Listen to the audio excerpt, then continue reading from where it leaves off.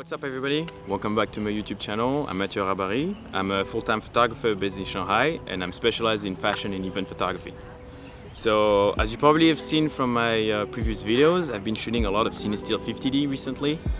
And Cinestill 50D is actually a motion picture film. It has been initially developed by Kodak and the initial name was Kodak 500c. However, it had been reconditioned by Cinestill and they removed the Remjet Layer so that photographers like you and me can shoot it. When you look for information about Kodak Portra or Fuji Pro 400H, it's actually very easy to find it. This video has actually been inspired by Kyle McDougall. He made some videos about how the exposure works on Fuji Pro 400H and Portra 400. So I decided to do the same thing for Cinestill 50D because I cannot find information about it.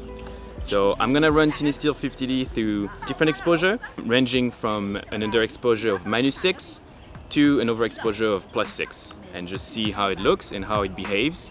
And I'm gonna analyze all the photos at the end, and yeah, so see you at the end.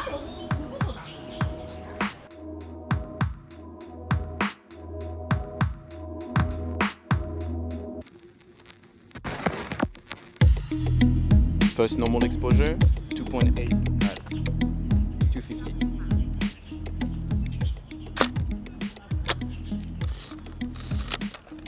Underexposure by 1, 2.8 at 500. Underexposure -2, 4 at 500.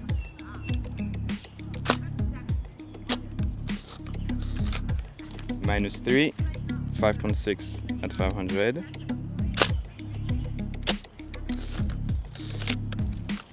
-4, 8 at 500.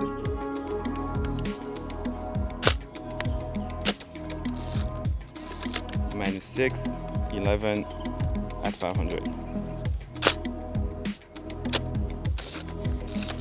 Now overexposure by 1, 2.8 at 125.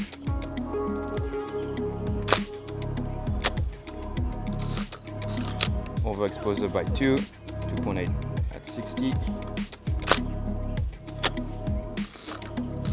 Overexposure by 3, 2.8 at 138.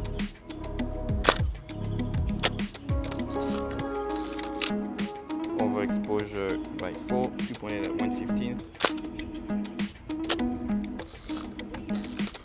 Overexposure of 5, 2.8 at 1.8. And last exposure, overexposure by 6, 2.8 at 1.4.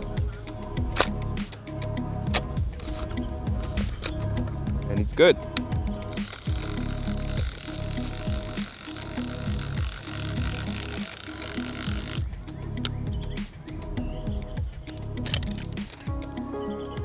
Great.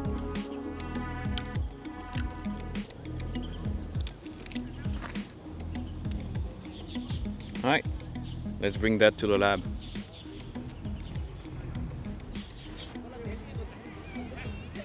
Hey, welcome back everybody. So it's been a few weeks now since I brought the film to my film lab and I finally received the scans. So before I go into them and I comment about my discovery about this film, let me first tell you that my lab actually has decided to take the initiative to develop this film through ECN2 instead of C41. So for those that don't know, ECN2 is actually the original motion picture film developer, and C41 is the developer used by all the films that you guys use nowadays, like Kodak Portra, Fuji Pro 400H and stuff like this. Cinestill actually decided to remove the Remjet layer so that this film can be developed in C41. However, because it was initially produced to be developed in ECN2, it can still be used in this. However, most labs nowadays don't have the ECN2 developer anymore. My lab told me that it brings more latitude to this film when you develop it through ECN2. So keep that in mind when you're gonna shoot it in the future and you decide to go through the normal process of Cinestill, and your results may be slightly different, but as a matter of reference, you can look at my previous video and see that all the images have been developed through C41. Everything has been scanned on the Noritsu HS1800. One thing that you have to keep in mind is no matter what exposure you put your negative through, the scanner will always try to make the image look as normal and as balanced as possible. That's why I recommend to always post-process your photos, because it's never gonna look exactly the way you envision it to be, because different labs means different scanners, which means different techniques and different results. So in this one, everything looks pretty good. I have enough details in the shadows. I have all the details that I want in the highlights.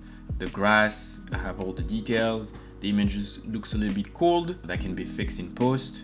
And I would advise you guys to always edit your film photos. I personally always edit my film photos.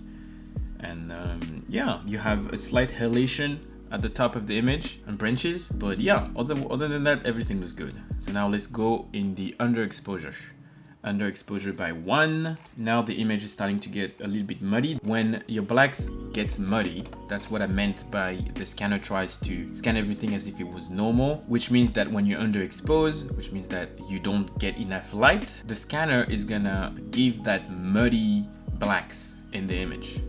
As you can see here, at the left side of the image, you lost a lot of details, and that's why the blacks are starting to get a little bit muddy. Other than that, the image actually became a little bit cooler. Once again, you can fix it in post, not to worry too much. And yeah, still looks good to me. Definitely would underexpose it by 1 stop. Underexposure by 2.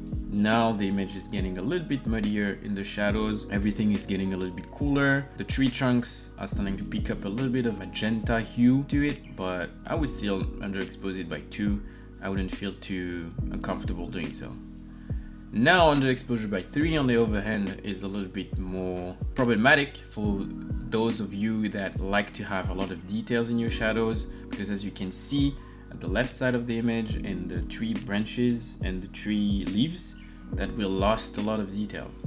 The tree in the middle, we lost all details in its trunk, and the image got a lot more contrasty. Actually, it kind of picked up some warmth, and the magenta hue got a little bit stronger.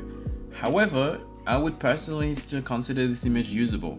With a little bit of post-processing, you can definitely still get a lot out of this scan. So yeah, underexposure by 3, definitely usable. Not the most ideal, but yeah.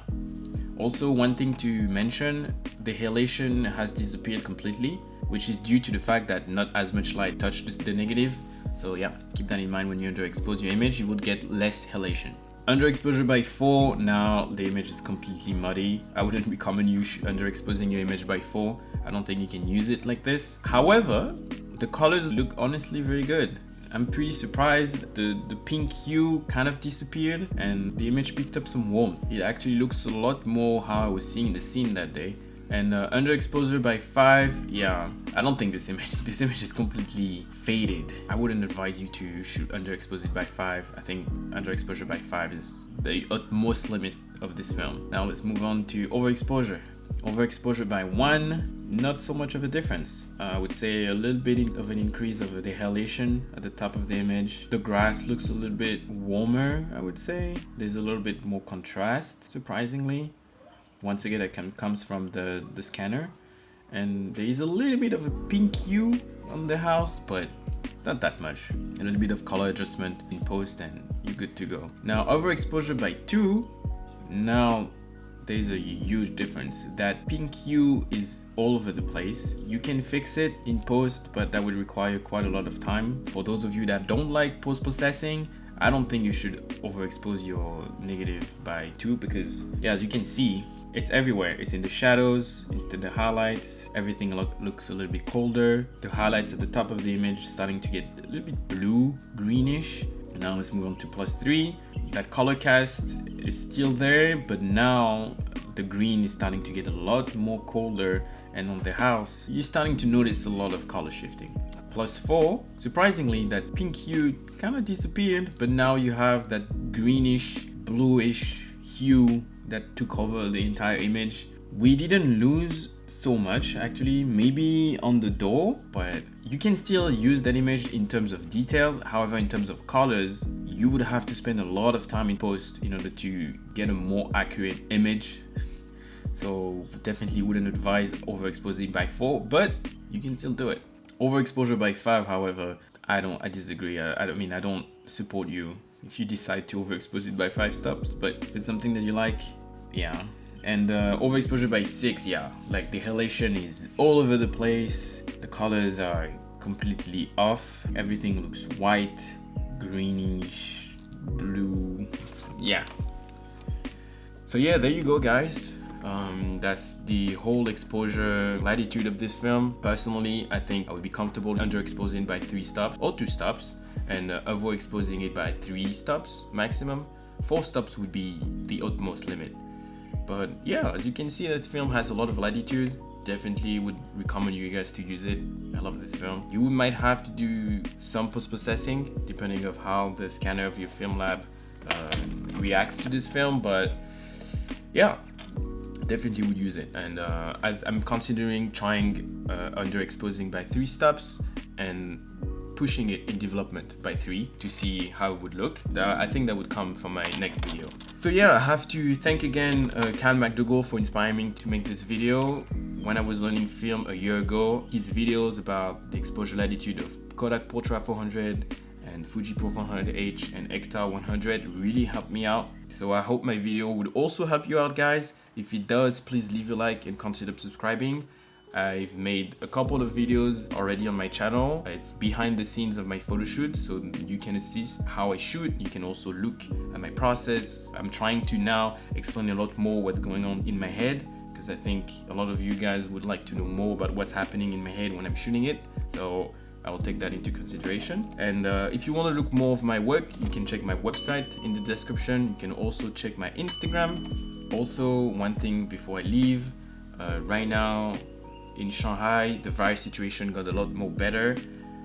I don't know how it is for you guys on which part of the side of the world you are, but stay safe. The reason things got so much better here is because people became very disciplined at following the advice of the government. So hopefully you guys stay safe and the situation will get a lot better for you.